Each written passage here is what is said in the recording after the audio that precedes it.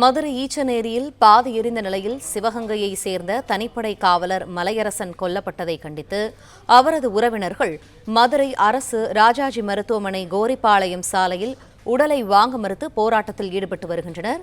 இது தொடர்பான கூடுதல் தகவல்களை எமது செய்தியாளர் ராஜ்குமார் வழங்க கேட்போம். ராஜ்குமார், வணக்கம்.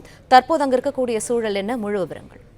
வணக்கம். மதுரை ஈச்சநேரி பகுதியில் பாதி எரிந்த நிலையில சிவகங்கையை சேர்ந்த தனிப்படை காவலர் மலையரசன் கொல்லப்பட்டதை கண்டித்து அவரது உறவினர்கள் மதுரை அரசு ராஜாஜி மருத்துவமனை இந்த கோரிப்பாளையம் சாலையில உடலை வாங்க மறுத்து போராட்டத்தில் ஈடுபட்டு வருவதால் பரபரப்பு ஏற்பட்டு இருக்கிறது. கொலை செய்தவரை கைது செய்ய வேண்டும் எனவும் காவல்துறையில் பணிபுரியும் காவலருக்கே தமிழகத்தில் பாதுகாப்பு இல்லை என பல கோஷங்களை எழுப்பி அவர்கள் சாலை மறியல் ஏற்பட்டதால ஒரு அரை மணி நேரத்துக்கு மேலாக இங்கு போக்குவரத்து நெரிசலும் ஏற்பட்டது.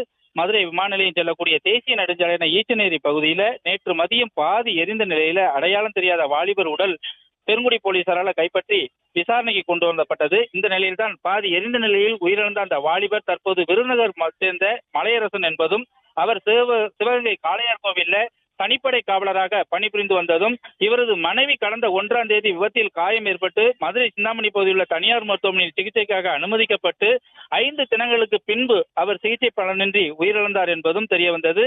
இந்த நிலையில்தான் சிந்தாமணி பகுதியில் மருத்துவமனையில் மனைவி இறந்த அந்த கட்டண ரசீது உள்ளிட்ட ஆவணங்கள் வாங்குவதற்காக வந்ததாக கூறப்படக்கூடிய நிலையில தான் அவர் தற்பொழுது பாதி எரிந்த நிலையில அவரது உடலும் எடுக்கப்பட்டு தற்பொழுது பிரேத பரிசோதனைக்காக மதுரை அரசு ராஜாஜி மருத்துவமனைக்கு கொண்டு வரப்பட்டிருக்கக்கூடிய நிலையில அவரது உறவினர்கள் தற்பொழுது திரளாக கூடி இந்த கோரிப்பாளையம் சாலையில மருத்துவமனை முன்பாக அவர்கள் சாலை மறியலில் ஈடுபட்டு வருகிறார்கள். இவர்கள் சாலை மறியலில் ஈடுபட்டதால் சுமார் அரை மணி நேரத்துக்கும் மேலாக போக்குவரத்து பாதிப்பு ஏற்பட்டு வருகிறது. போலீசாரும் அந்த உறவினர்களுடன் பேச்சுவார்த்தை நடத்தி வருகிறார்கள். இதனால இந்த பகுதியில சிறிது நேரம் போக்குவரத்து ஸ்தம்பிக்கக்கூடிய ஒரு நிலையும் ஏற்பட்டு இருக்கிறது.